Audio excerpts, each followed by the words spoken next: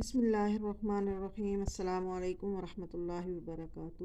تہمت کی سزا کے بارے میں ایک بڑا عجیب واقعہ لکھا ہے کہ مدینہ منورہ کے گرد و نواح میں ایک ڈیرے پر ایک عورت فوت ہو جاتی ہے تو دوسری اسے غسل دینے لگی۔ جو غسل دے رہی تھی، جب اس کا ہاتھ مری ہوئی عورت کی ران پر پہنچا تو اس کی زبان سے نکل گیا، میری بہنوں جو دو چار ساتھ بیٹھی ہوئی تھیں، یہ جو عورت آج مر گئی ہے، اس کے تو فلاں آدمی کے ساتھ خراب تعلقات تھے۔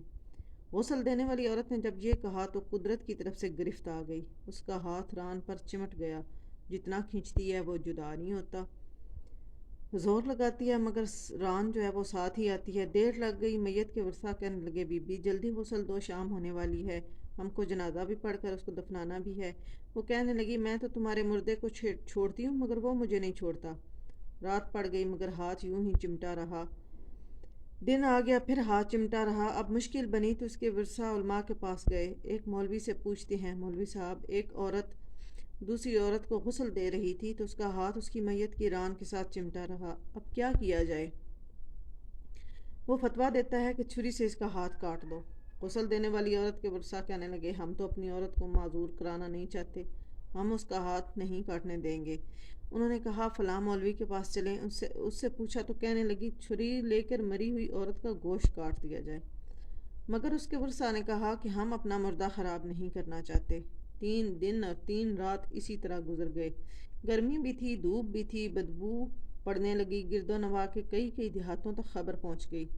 انہوں نے سوچا کہ یہاں مسئلہ کوئی حل نہیں کر سکتا، چلو مدینہ منورہ میں وہاں جو ہے نا اس وقت کے جو قاضی القضاء کی حیثیت میں تھے، ان کی خدمت میں حاضر ہو کر کہنے لگے، حضرت، ایک عورت مری پڑی تھی تو دوسری اسے غسل دے رہی تھی تو اس کا ہاتھ اس کی ران کے ساتھ چمٹ گیا، چھوٹتا ہی نہیں، 3 دن ہو گئے، کیا فتویٰ ہے؟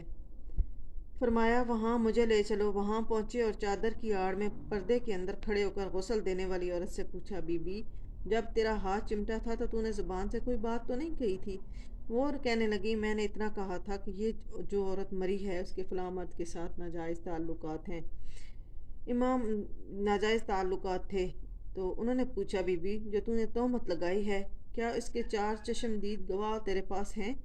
کہنے لگی، نہیں۔ پھر فرمایا، کیا اس عورت نے خود تیرے سامنے اپنے بارے میں اقرار جرم کیا تھا؟ کہنے لگی، نہیں۔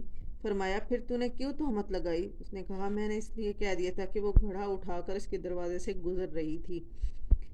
یہ سن کر آپ نے وہیں کھڑے ہو کر پورے قرآن میں نظر دوڑائی، پھر فرمانے لگے، قرآن پاک میں آتا ہے، والذین یرمون المحصنات ثم لم یأتوا بأربعۃ شہداء فاجلدوہم 80 جلدہ، جو عورتوں پر ناجائز تہمتیں لگا دیتے ہیں پھر ان کے پاس 4 گواہ نہیں ہوتے تو ان کی سزا ہے کہ ان کو 80 کوڑے مارے جائیں۔ تو جو نے ایک مردہ عورت پر تہمت لگائی ہے، تیرے پاس کوئی گواہ نہیں تھا، تو میں اس وقت کا قاضی القضاء حکم کرتا ہوں کہ جلادو اسے مارنا شروع کر دو۔ جلادوں نے اسے مارنا شروع کر دیا، وہ کوڑے مارے جا رہے تھے، 70 کوڑے مارے مگر ہاتھ یوں ہی چمٹا رہا، 75 کوڑے مارے مگر پھر بھی ہاتھ یوں ہی چمٹا رہا، جب 80 کوڑے پورے ہوئے تو پھر ہاتھ چھوٹا تو خود بخود اس سے علیحدہ ہو گیا۔ تو یہ ہے میری بہنوں، کسی پر ناجائز اور غلط تہمت لگانے کی سزا۔ اللہ پاک ہم سب کو محفوظ رکھے۔